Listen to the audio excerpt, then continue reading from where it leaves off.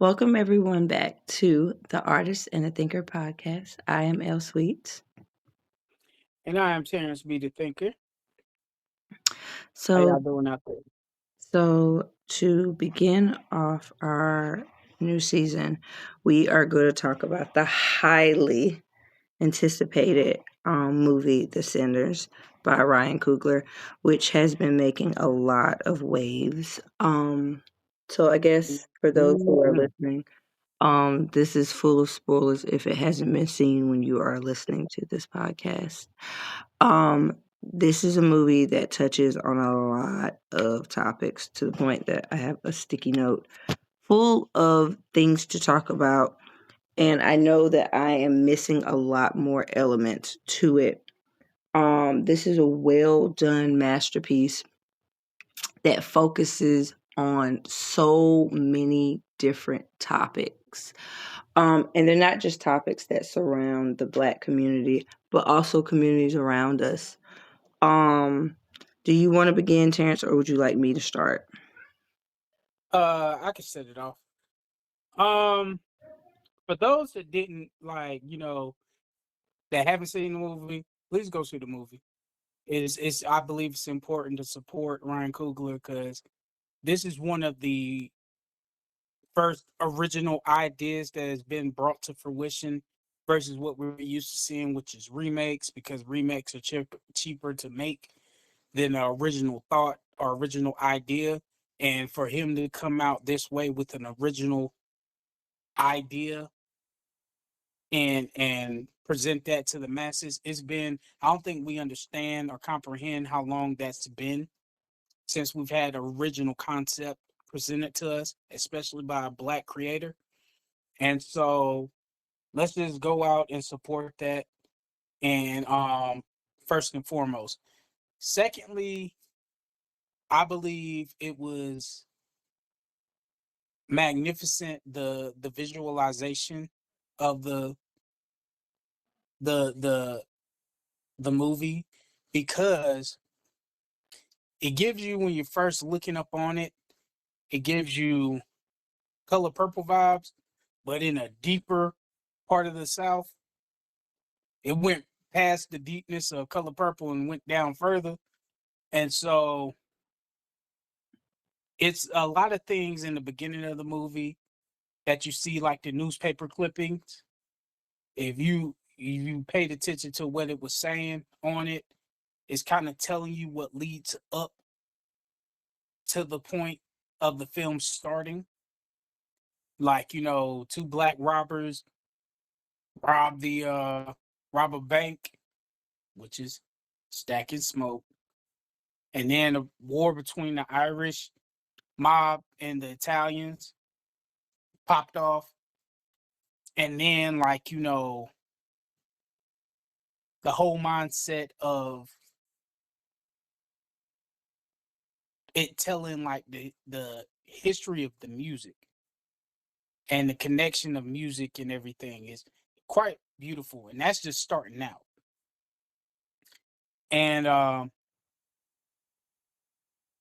there's a lot of different things.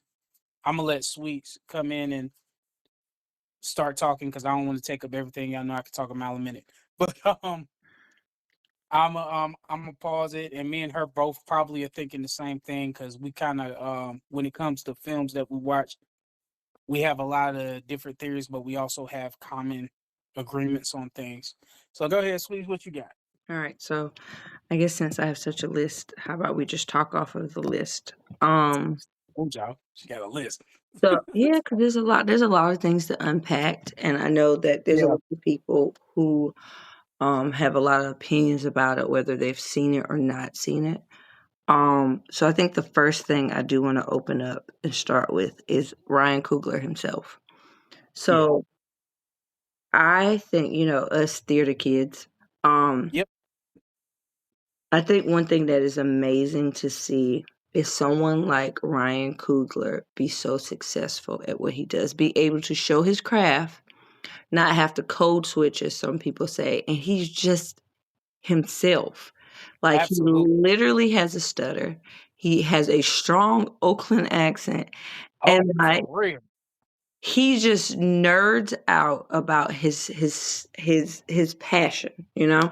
So I want to really, you know, at least say how great it is to be able to see um his growth and just see how he's able to thrive in Hollywood, and he doesn't have to do anything extra but be himself.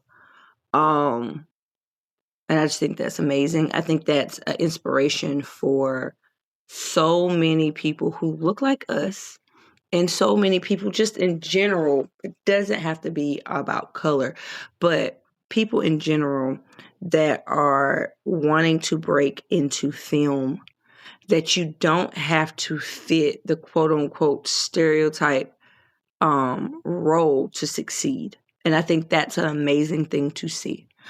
Um, so I did want. I also kind of piggybacking off what you said. Also, Ryan Coogler as the example and the blueprint of also showing us how to do business, Mhm. because the way he strategized his business mindset on this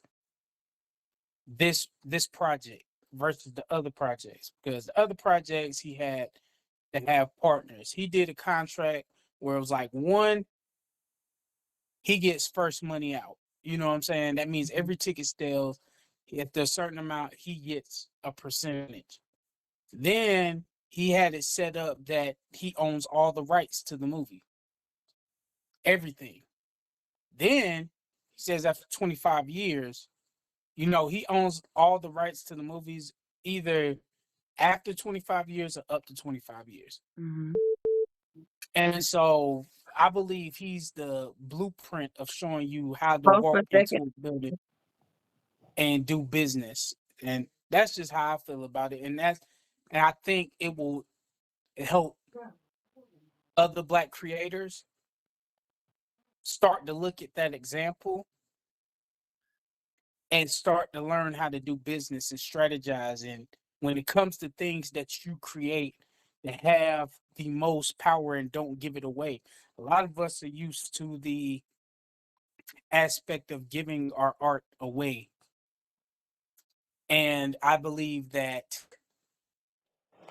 it's important for us to start looking at these examples of how to do business when it comes to art, not remakes or anything. I'm talking about original pieces that we make, and keeping our ownership and keeping everything in house.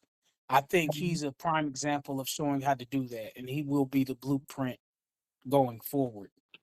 I think also to say that um his ability to write something like that. I mean, this story itself, you know, a lot of people have already been saying it. There's so many things you can explore in that universe. Um, and we'll get into it. That actually kind of leads into this next one. So one of my first ones was, as much as, you know, some people may look at it and be like, okay, clearly it's a Black person movie with a whole bunch of vampires. If someone just saw Mhm. it for face value. Yeah, Um, and it's so much more than that, because not very. only does it focus on African Americans in the Jim Crow South, it highlights so many other groups. It shows the connection that the Asian community had with the Black community during that time, and a little Which a bit, lot of people were unaware of. yeah, a little bit to how it is today. Um, as well as it shows the Native Americans. Um, and it does actually show the Irish. Now, what I find interesting, like we said, we were gonna really, you know, spoiler alert ish or whatever you want to say, is that Yeah. when we look at the vampire, the main vampire who is Irish, and how he doesn't come into the story trying to, matter of fact, pause. Let's give a quick rundown of it. I'm going to try to sum up the movie and then break them down so it makes better sense when I start naming characters. All right, so this is basically a story about two brothers who robbed a bank. They was in Chicago. They go back to their hometown. They get with their cousin. Their whole goal is to start a juke joint and make money because they feel like, hey, racism in the South they can deal with better than the racism that they were dealing with in the North, which racism was everywhere.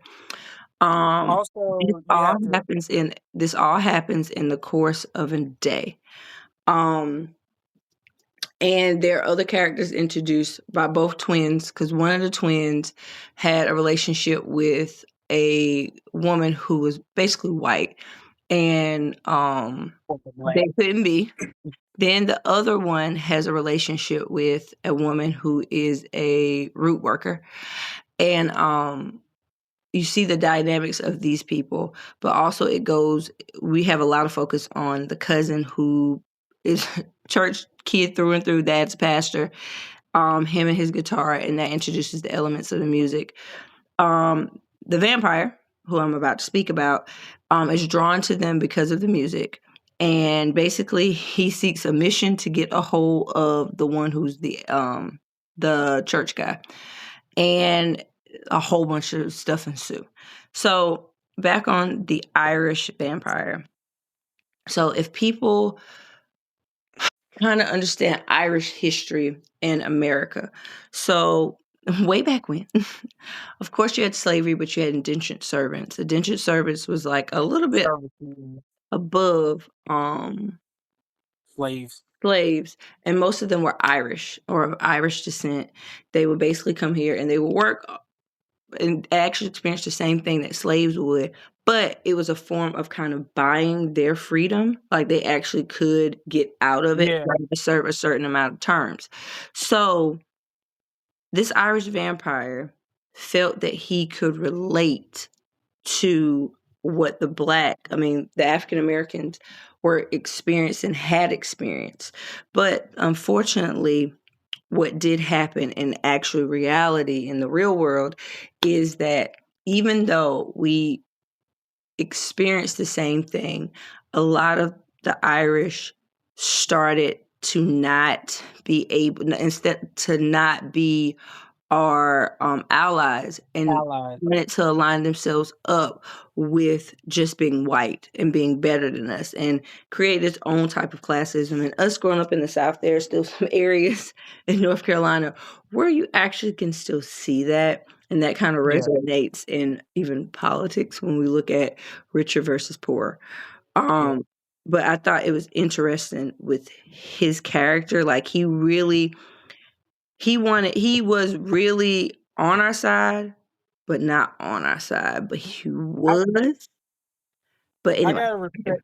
I gotta respectfully disagree because of the simple fact that I agree with you on the aspect of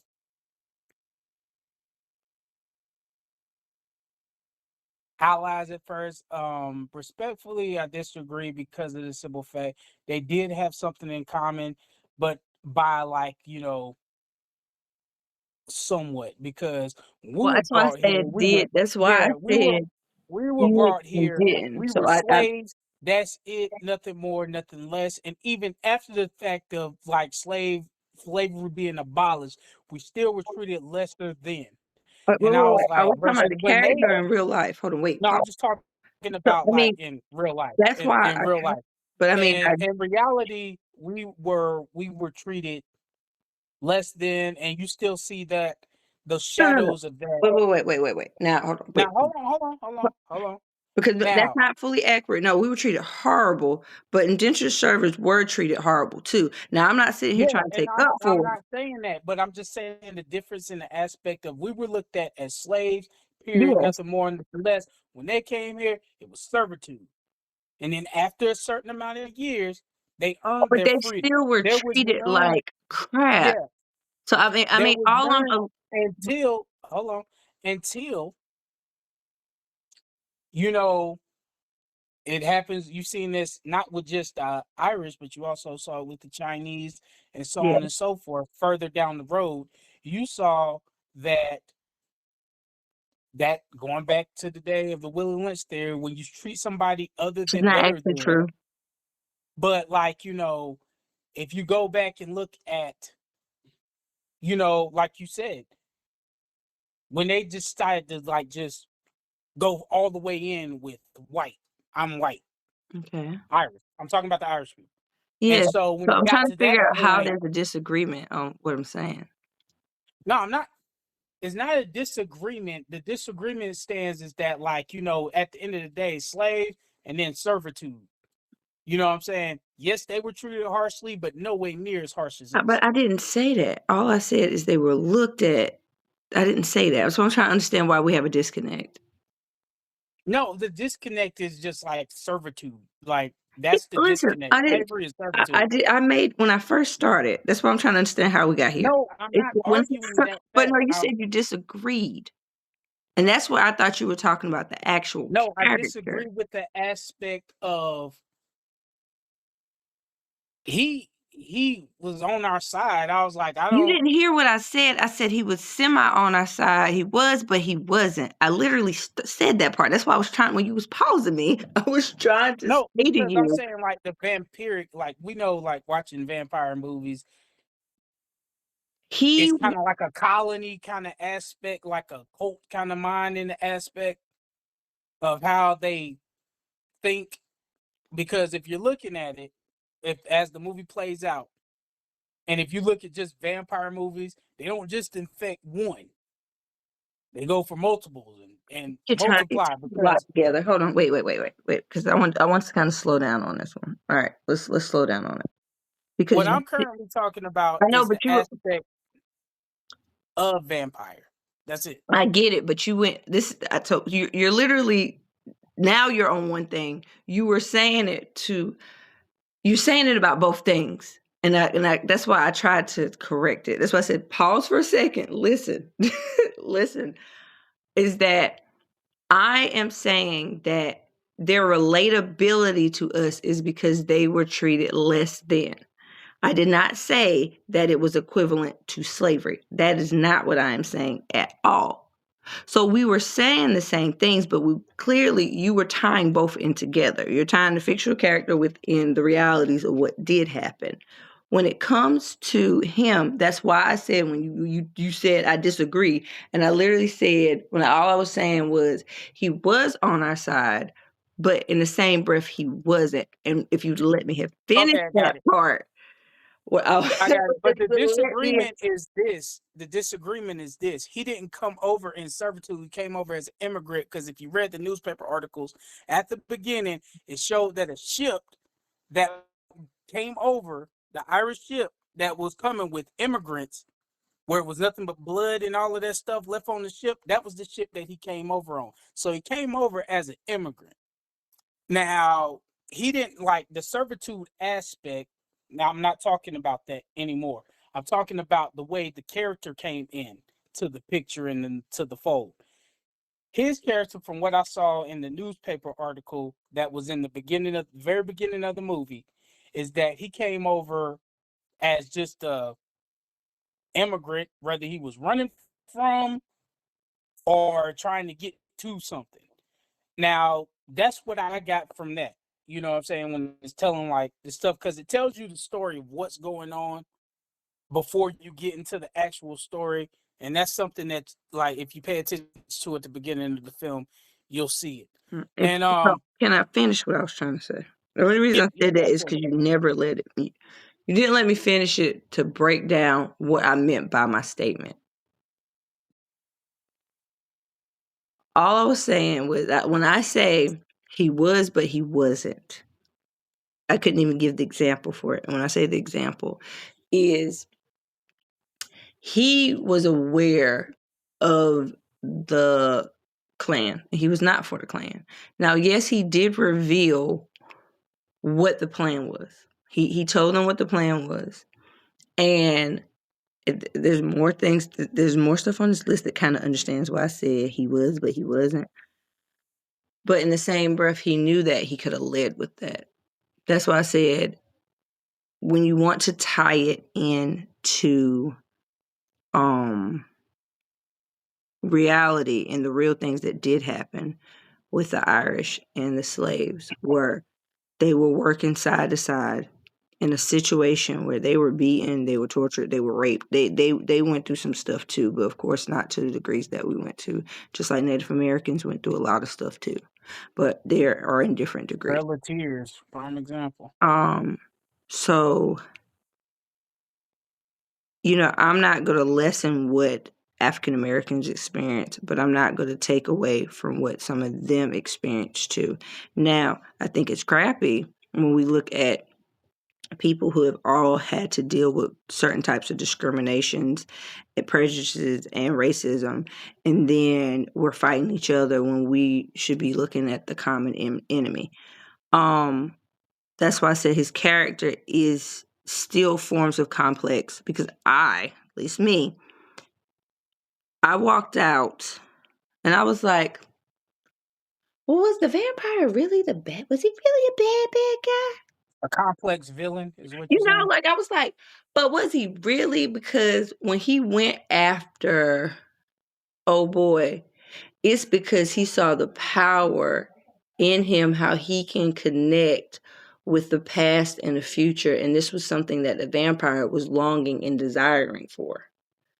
Mm-hmm. So that's where I kind of got on that part of, was he really like a bad guy?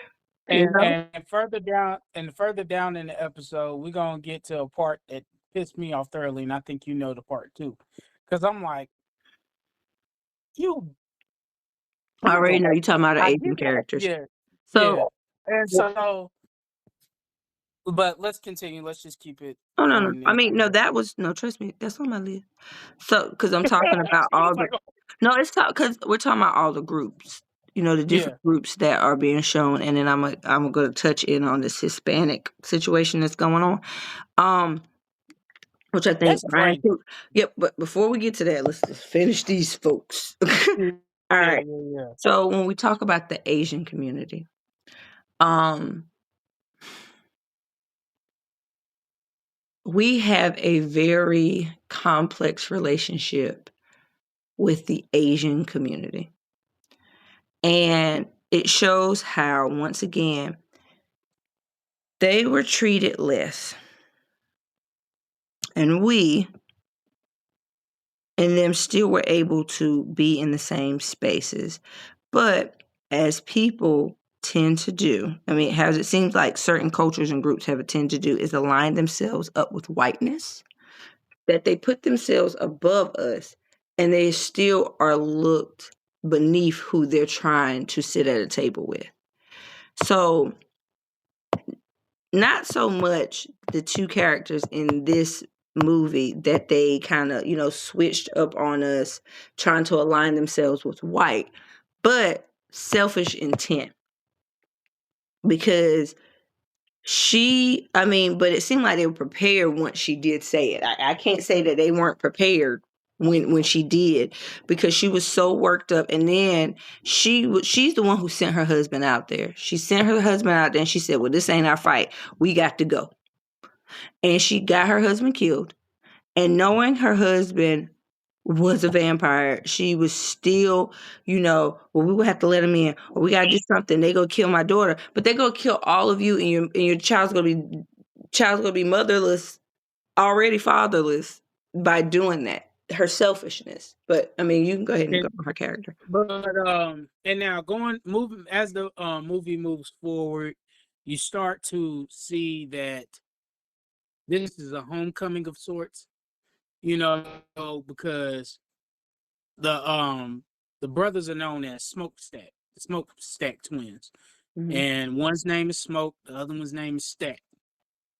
Smoke to me is the more serious Mm-hmm. and well, it makes sense because he's the older. But Smoke is the serious one. The one that's eyes is always observant and watching everything like an eagle. You know what I'm saying? Stack is more the man with the gab. He can get you he can get him in the door. You know what I'm saying? he can get him to come on out. He can get him to like, but he's just as vicious. You know what I'm saying? Because if you notice at the beginning when they're buying the juke joint, you could tell their characteristics. Mm-hmm. And it was like you notice when Smoke So walks over to the are we done ground. talking about the Asian character? No, we're gonna come back to her because Okay. she's towards the end. But if you notice the story about how, like, notice how if you look at Smoke when he comes to the juke joint, the tour, he's observing everything. He looked at the ground. He was like, "What you mop up in here?" You know what I'm saying?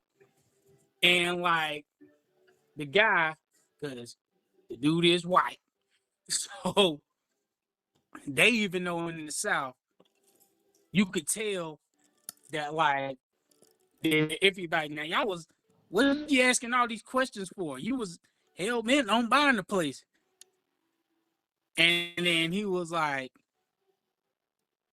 then you see the brother Stat, the gift of gab. It's like, hold on now, we got